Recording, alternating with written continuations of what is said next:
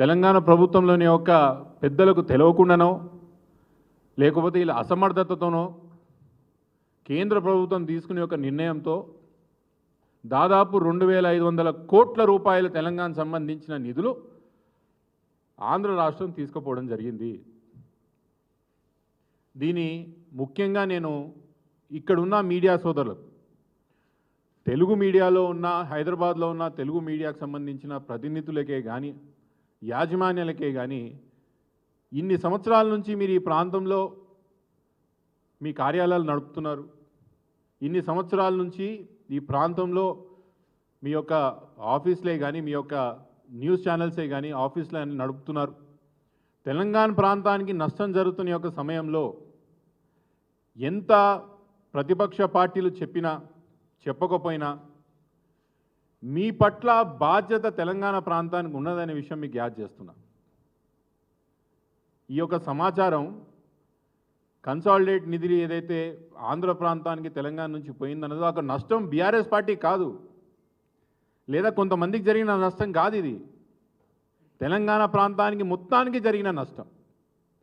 తెలంగాణలో ప్రస్తుతం నడుపుతున్న ప్రభుత్వానికి ఇది అవమానం. ఇది ఇన్ని సంవత్సరాల నుంచి మా ప్రాంతం మాకు కావాలా, మా స్వపరిపాలన మాకు కావాలా, మా పరిపాలన మేము చేసుకుంటాము ఏదైతే నినాదంతో మనం తెలంగాణ రాష్ట్రం తెచ్చుకున్నామో దానికి ముమ్మాటికి తూట్లు పొడుస్తూ ఈరోజు కేంద్రంలో ఉన్న బీజేపీ పరిపాలిత ప్రభుత్వం ఈరోజు ఇక్కడ ఉన్న కాంగ్రెస్ ప్రభుత్వంతోనో ఆంధ్రాలో ఉన్న తెలుగుదేశం యొక్క ప్రభుత్వంతోనో చేతులు కలిపి తెలంగాణకు రావాల్సిన ఒక హక్కు 2500 కోట్ల రూపాయలు ఈరోజు తీసుకుపోతుంటే రాజకీయ నాయకులుగా మేము వచ్చి బయటికి వచ్చి మొరబెట్టుకునేంత వరకు ఏ మీడియా ఛానలే కానీ తెలుగుకు సంబంధించిన ఏ పత్రికే కానీ దీన్ని పెద్దగా సీరియస్గా తీసుకోకపోవడం నాకు చాలా బాధేస్తున్నది.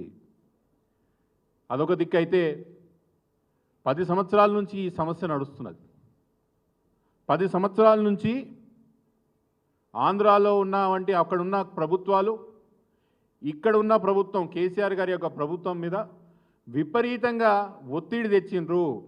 ఈ 2500 కోట్లు ఏదైతే మాకు ఆ రోజు ఆంధ్రప్రదేశ్లో ఉన్నప్పుడు కంబైన్డ్ ఆంధ్రప్రదేశ్లో ఏదైతే నిధులు మనం పెట్టినామో ఆ నిధులకు సంబంధించి ఒక 2500 కోట్లు మాకు బకాయిలు ఉన్నాయి, దాన్ని తేల్చి మాకు ఇవ్వండి అని 10 సంవత్సరాల నుంచి పంచాయతీ పెట్టుకుంటున్నా కూడా దీంట్లో క్లారిటీ లేదని ఆ రోజున ముఖ్యమంత్రి గారు కేసీఆర్ గారు ఎదురు నిలబడి మా పైసలు మాకే రావాలా, ఎవరు తీసుకుపోతారు రండి అని ధైర్యంగా ఎదురు నిలబడి కొట్లాడి ఈ నిధులు ఆపడం జరిగింది. ఇదందరం మనం సాక్షి. మళ్ళీ ఈ రోజున కాంగ్రెస్ ప్రభుత్వం ఇంట్రెస్ట్ లేకనా లేదా ఇంట్రెస్ట్తోని ఏపీకి పైసలు పంపినరా? తెలంగాణ పట్ల కొట్లాడాలని మీకు ఇంట్రెస్ట్ లేకనా, లేకపోతే ఆంధ్రాకు పైసలు పంపాలనే ఇంట్రెస్ట్తోని మీరు ఈ యొక్క విషయాన్ని అడ్డుకోకుండా ఆపినరా అని అడుగుతున్నా నేను. లేకపోతే మీతో చేతనైతే లేదా? తెలంగాణ ప్రాంతానికి సంబంధించిన నిధులు పక్క రాష్ట్రం మన ఆమోదం లేకుండా తీసుకుపోతుండ్రంటే ఎందుకు మన ప్రభుత్వంలో ఉండి ఇంకా తెలంగాణ హక్కులు మీరు ఏ విధంగా కొట్లాడతారని నేను అడుగుతున్నా. కాంగ్రెస్ ప్రభుత్వం ముమ్మాటికి ఈ విషయంలో విఫలం చెందింది, ముమ్మాటికి ఈ విషయంలో ఫెయిల్ అయింది. తెలంగాణ ప్రాంతం యొక్క హక్కులే కానీ తెలంగాణ ప్రాంతంగా రావాల్సిన యొక్క నిధులు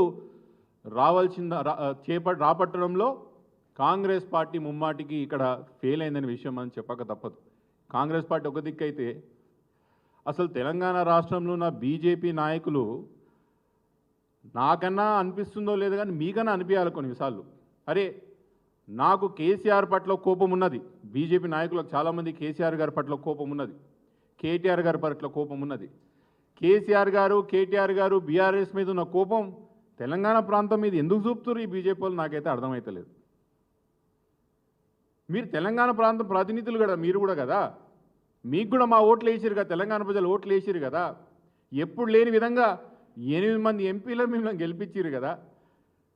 కేంద్రంలో బడ్జెట్ విషయం వచ్చినప్పుడు మనకన్నా మనకు ₹1 రాకపోగా దాదాపు 50,000 కోట్ల రూపాయలు బెనిఫిట్ అయ్యేటట్టు ఆంధ్రప్రదేశ్కి సంబంధించిన ఆ ప్రభుత్వాలు డబ్బులు తీసుకుపోతాయి. మొన్న జరిగిన ఇండస్ట్రియల్ కారిడార్ విషయంలో గుజరాత్, ఉత్తరప్రదేశ్, మధ్యప్రదేశ్, ఆంధ్రప్రదేశ్ దిక్కు కేంద్ర ప్రభుత్వం చూస్తుంది కానీ తెలంగాణ దిక్కు చూస్తలేదు. ఆఖరికి మీ పార్టీ కేంద్రంలో అధికారంలో ఉన్నది, మీ ప్రధానమంత్రి గారు అక్కడ రాజ్యం ఏలుతున్నారు ఢిల్లీలో.